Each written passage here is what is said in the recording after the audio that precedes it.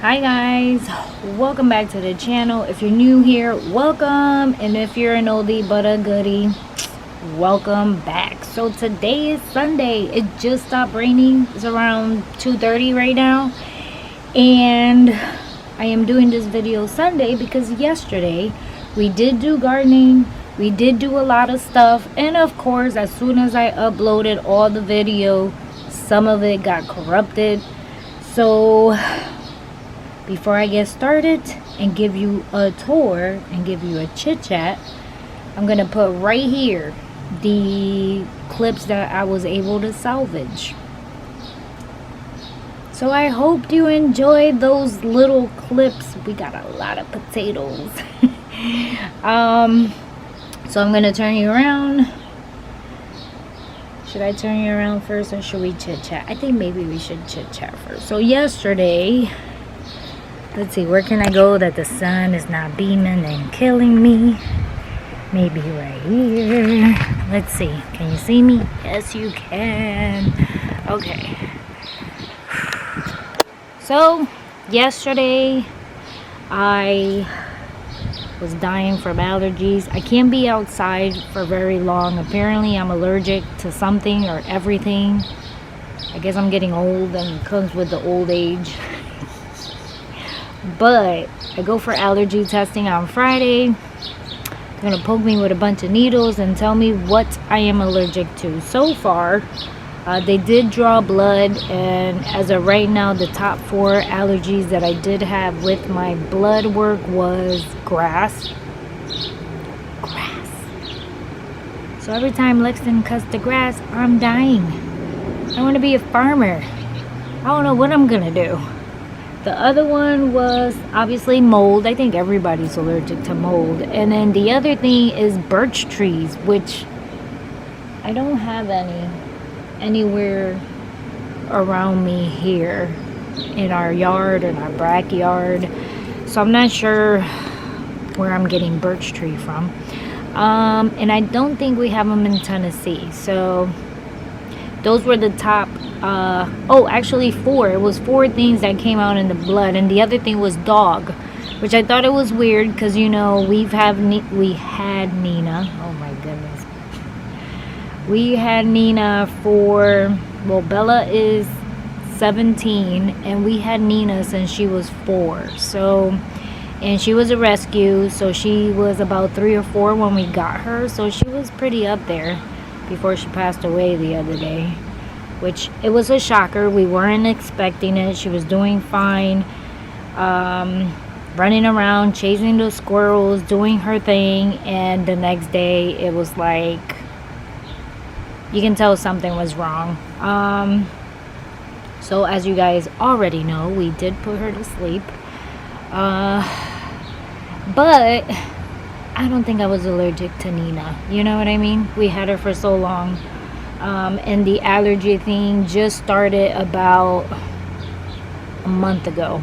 About a month or 2 ago, where I started not being able to breathe. My eyes burn. My eyes are constantly draining. My nose is draining. Constantly sneezing. About 2 months. So that's that. But we came out here yesterday. I took I sucked it up, had tissues in my pocket to last me a lifetime.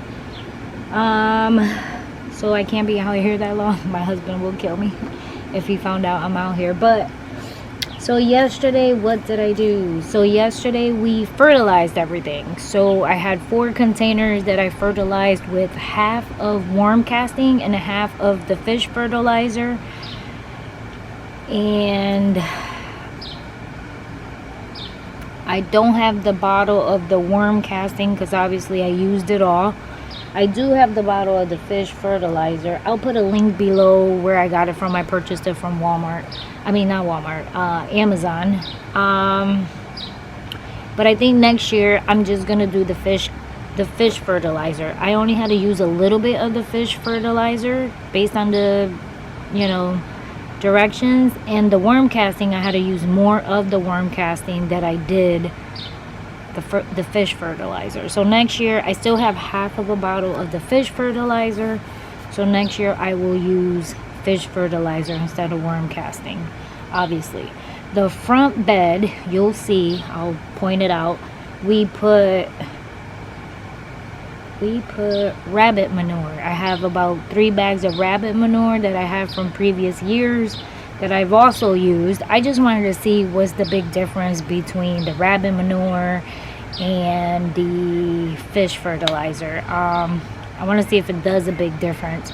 I know when we do eventually move to Tennessee, I do want to get some rabbits if it does work out for me, because then I don't have to buy the fish fertilizer from Amazon. I can just have the rabbits at the farm doing their thing, feeding them the same thing I'm eating, and not waste any money, right? So I did that to the front bed, and I'll show you that when we do the tour.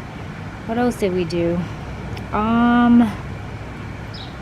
That I don't have clips for you guys to see. I think I'm able to get you some potato clips. Some of that stuff is pulling slowly but surely. So if I do, I'll put it in here. It was us digging for the potatoes. If not, here's a clip of every single potato in a container that we got.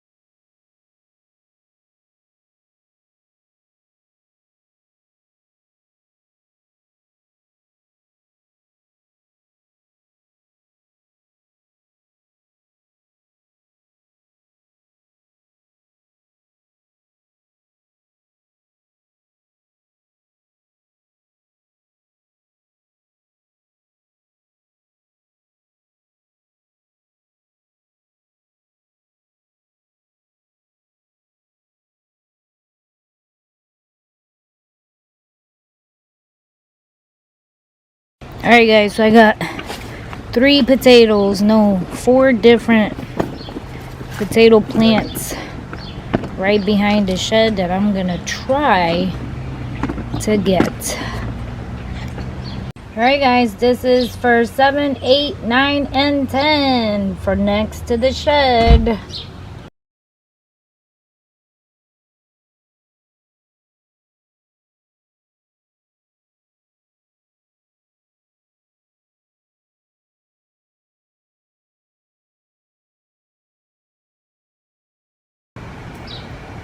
It was a lot of potatoes. It was about 10 containers, you know, big and small. So we did 3 of the big containers. I'll show you when I go around. And I had about 3 small containers. Some of them were still babies. Some of them were big. I did get 3 rotten potatoes because they were a different brand of potato. And I think I was supposed to pull them before the other potatoes. And those rotted out. We were able to see them. We threw them to the side.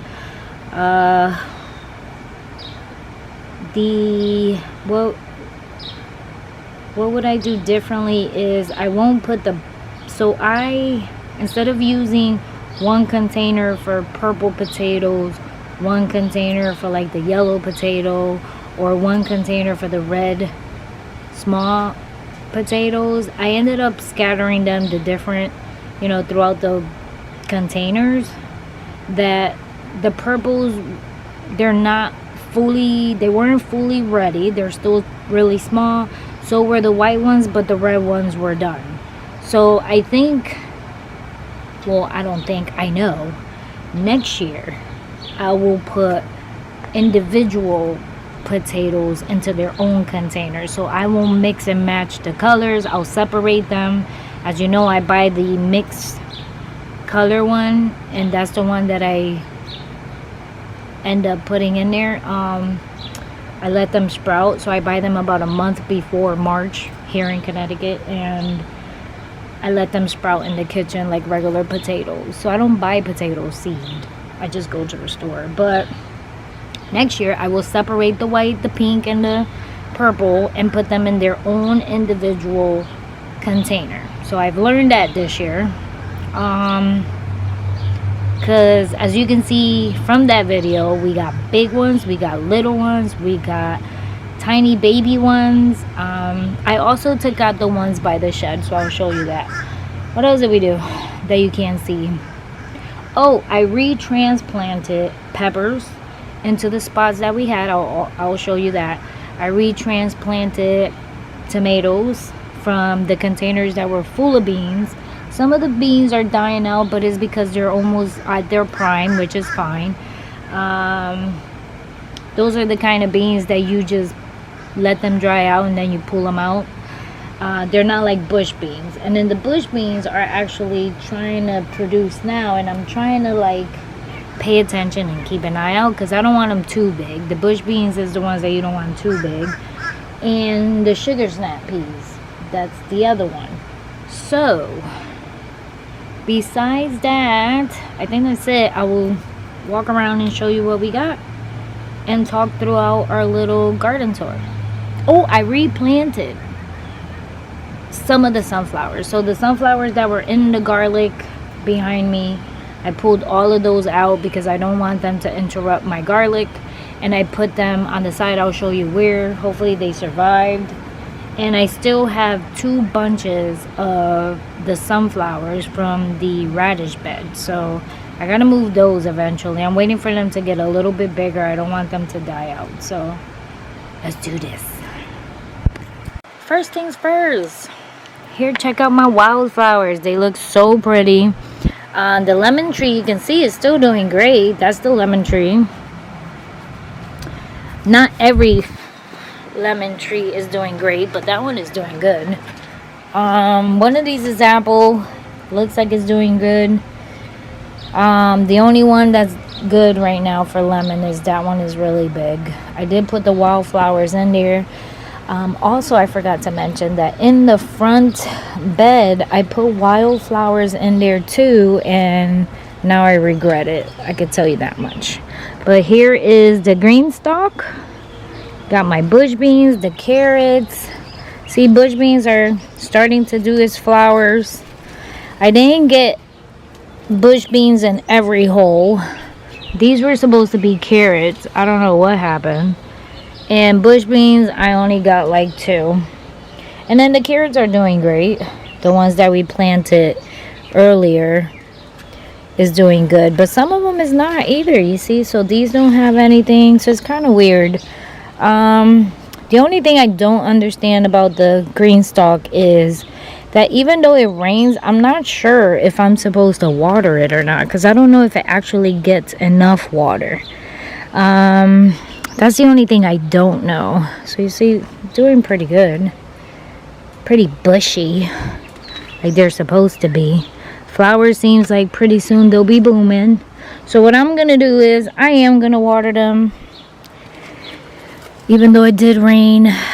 And then down here I did have the sugar snap peas, so these are starting to come out in each hole.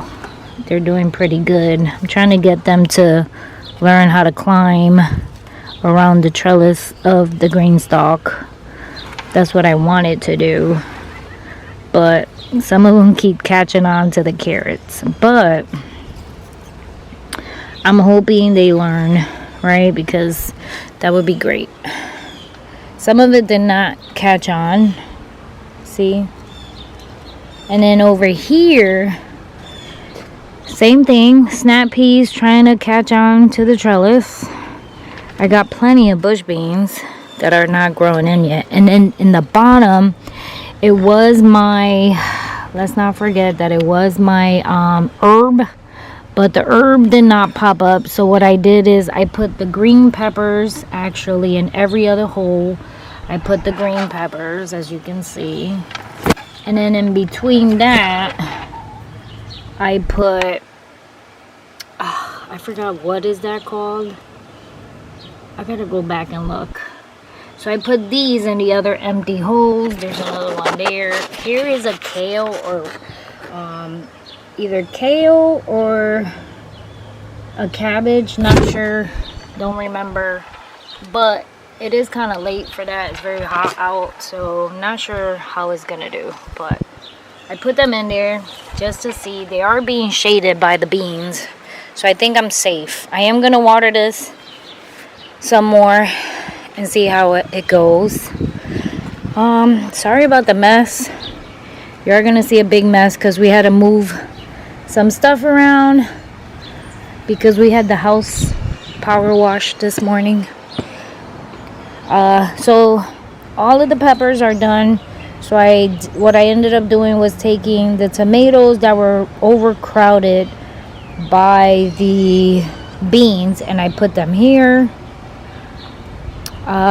Because of the rain, look what happened to my cabbage.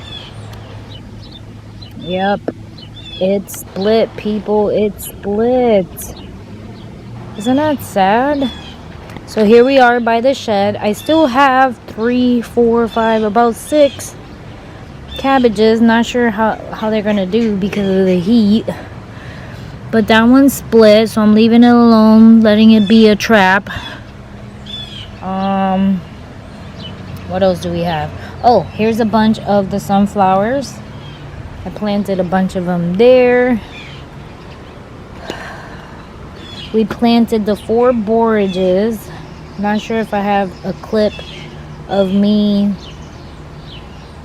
showing you the borage. If I do, I will put it here. If not, sorry. Then here was the potatoes. So we had 5 plants of potatoes. We pulled those out. I put a pepper. I'm gonna wait to see if I get another pepper seed and I'll put it there. Then of course, because we were trying to pull the pepper, I did it backwards. I put the potatoes back there thinking they were gonna take longer, and they were turning yellow, so obviously I had to harvest them. And then the tomatoes are not done yet, and I should have done it the other way. I should have put the tomatoes behind in front of the shed and then the potatoes over here. But lesson learned for next year, if we're still here. I put more sunflowers there. Hopefully they'll catch. And I'm hoping that that pepper gets enough sun. And as you can see, my marigolds are growing very big. I still have this bunch right here with sunflowers that I gotta do. I just have to find a place for it. Here's all the garlic. So we took out all the bunches that were here so the garlic can have space to sprout. Some of them haven't sprouted the garlic, but I'm okay with that. We put another borage over here. There. The beans, once they dry out, I will just pull them. I came to the conclusion that all the asparagus is actually dead thanks to the squirrels. Obviously, sweet potatoes are not done till October, so we left those alone. Here is more tomatoes. All the tomatoes are actually doing good. Most of them have tomatoes on them. I do have an infestation of mites. I forget what they're called. Something mites. So I do try to spray when I can. Today I can't. It's too hot out. It'll burn my plants. So I'm gonna have to spray it another day. But as you can see, I'm hoping that the beans do end up dying out soon, because then my tomatoes, like that one, can start growing, right? So they're not too overcrowded. I am very proud over here of not of my beans because they overcrowded, but of my onions, the 3 onions that I left there from last year, just so I can see how they do, and they just doubled in size. I'm so proud. So proud. And then the only thing I regret over here is that with the beans, I did put, of course, we put the ginger here somewhere, and of course it got overcrowded with the beans. So I can say that is a lesson learned with the beans. I put all the peppers here. You can see they're still there. They're doing great. We emptied this container with potatoes, so I took advantage and put 2 of the tomatoes that was being overcrowded. Let's see. You see this one is dying out. That one is dying out. That one is definitely dying out. So mainly most of them are doing this job, I guess. They're dying out. So here I put another, let me squeeze through. I put another tomato. I transplanted the tomato plant to this one. I did this one. These were all full of potatoes. And then this one is an experiment. So I took 6 small white potatoes from what we harvest, and I just replanted them in this container just to see if it actually works out. Sort of like a second, right? A second boom of potatoes. So we'll see if that works out. I think I got the dust mites because my tomatoes are overcrowding by the beans. So I think that's why they're being sort of like being crowded. So because look at this one, all of my whole entire plant is turning yellow. So I am gonna go around sometime today and water these again, because the rain, it did rain, but it wasn't a big amount of rain. And then here we got more potatoes that are not completely ready, so we're waiting for them to die out. So you see how this is a regular potato. I don't know if it's red or the white potato, and then this is the purple potato. And as you can see, the purple potato is like 100% like green, luscious, still booming. So I don't think the purple is ready to harvest. But and then of course, since I mixed them, if one is ready to harvest, I need to harvest it. Then now we got empty containers that we can reuse for tomatoes. This was one of the plants that had a lot of infestation of the mites, so I'm hoping it comes back. What I noticed is that the mites are eating the top portion of the plant, but the bottom one looks fine, so we're gonna leave it alone. This white stuff must be from the house cleaning people. I feel like killing them for that, but you know what, can't blame them. I just hope everything is okay. So once I get another bucket, so like right now I can use that other bucket, I will be like retransplanting some of these so they can have space, at least. And if I end up pulling the ones that at least are yellow, we don't have to worry about it. Here's all the peppers. I retransplanted the sunflowers there. I don't know if they're gonna make it. We did a borage right there. These are still doing good. Oh, damn it. Okay. So something loves to eat sunflowers because I put sunflowers here and something dug it out and over there yesterday, and it dug it out, and over there and it dug it out. So obviously something is in love with sunflowers. Oh, and it killed all my sunflowers. Well, at least it didn't touch my peppers. I could never grow sunflowers. And that was another bunch right there. Here's the peppers. Peppers. Ooh, peppers. And the pepper. So the pepper seems to be doing good. But it looked like something is digging up my sunflowers. Now I'm mad. And then these are all beans again.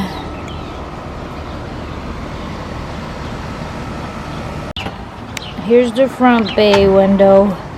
And the beans are taking over the bed. And they're breaking the trellis I created. And they're not giving sun to the garlic. Yeah, hi. Hi. It smells like popcorn out here. I know. I gotta do something about these beans. So we need to figure something out with these beans. I just don't know what. I remember we put 2 beans at once. I know. I think we put too many beans. Yeah. Alright, so here's the front bed. So here's a good example of what I can show you about the potatoes. If you're going outside. One is white, one is red, one is purple. You see how the purple one is still green, luscious, booming, and the rest are like almost dying out. Like the red one is dying out more. Yeah, you're supposed to push them away. The white one is the red one is like the first one to die out, then the white, then the purple. So that's what happened with the containers. I put the 3 in one container and it totally threw me off. Our radishes are doing good. Look, that's the radishes that me and JJ put. Only got 2 there. We put 8 in each hole, but it doesn't look like there's 8 in there. Oh, let me count them. You want to count them? Go ahead and count them. 1, 2, Yeah. 3, 4, 5, 6, 7. Oh, you see we're missing 1. Here is the cucumber trellis. So what we did was we were going to have 1 grow around with the watermelon, but because I got 3 plants of watermelon, I'd rather have the cucumber go up the trellis instead. So we're going to train it to go up. And it's supposed to go up. Right? Right. Just like a dog, you have to train it. Yeah, you got to train it. Then the tomatoes, you see we put ramen manure in each tomato plant, or in every plant. We have 1 big tomato. If you don't know what rabbit tomato is rabbit poop. Right there. We got one big tomato. So that's a good thing because that means that plant is big tomatoes, which makes me excited. All right, let's go check. Everything has rabbit manure. We put rabbit manure. We put rabbit manure on the watermelon. The watermelon. And this is Go that way. and this watermelon is the biggest one we ever got. Yeah. These two over here are still growing. We got rabbit manure here as well. It looks like something is digging. Something is digging. Probably somewhere in. And then these are tomatoes. Probably- Lots of zinnias. I left the zinnias because those are pretty. But everything else, we went through here and I used my Amazon tool, which I'll link below as well, to scrape all the weeds. So that was cool. Here as well. So here's the other two watermelon plants. And the smaller than the watermelon over there. Yeah, that one is the biggest one. And then here is more tomatoes. The ice cream with special spray to make it good. Yes. So and then these tomatoes, we're letting them go wild. Like I'm not gonna trim the stuff that comes out of the armpit. We're gonna let it be. Obviously I showed you that one. But we're gonna let it be. We're gonna let them grow wild to see how big they actually grow. Like these are supposed to be all wildflowers. And of course, I didn't think it was gonna be this crazy. So, of course, we've been pulling as we go. I left the marigolds, so these are marigolds. But anything else that's not marigold related, as I see it, even though I am sure it would be some beautiful flower, I've been pulling them out. Alright guys, I hope you enjoyed this quick video. Sorry about the non-video foliage because my video got corrupted. Hopefully it won't continue. If it continues, I'm definitely going to go buy my GoPro. I'm not sure if it's the camera, not sure if it's the computer. I don't know. Actually, I think it's the computer. That thing is old. But we'll see how it goes. If not, I'll continue doing at least the tours so you guys can see what's going on. So thank you for watching. God bless. Give it a thumbs up.